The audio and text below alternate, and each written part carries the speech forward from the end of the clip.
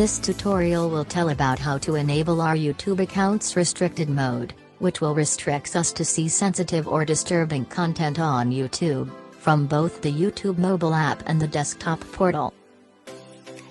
Let's open any browser and open the YouTube website. Make sure you are logged in your YouTube account.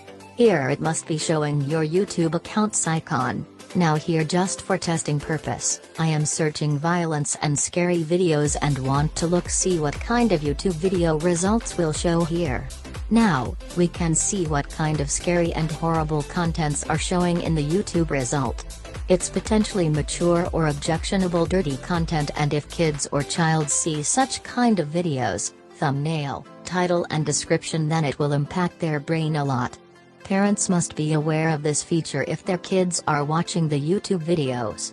Most kids spend far too many hours watching videos, particularly on YouTube. Restricted mode is an opt-in setting that helps screen out explicit and adult content to protect your children when they use YouTube. It also screens out comments on all videos if our child watches. Now, I am going to enable the restricted mode. After enabling this feature, focus on the YouTube result. YouTube will perform the search again and filter the contents and will show the result, which would be helpful, fruitful, appropriate for the kids.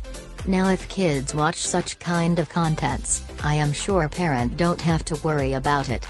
So, for the same keyword, YouTube have different results. YouTube algorithms, or rules, determine what content might be considered inappropriate by checking different elements such as the title, language and metadata used in each video. Metadata refers to information about the video such as the upload date, creator, video description, and tagged keywords.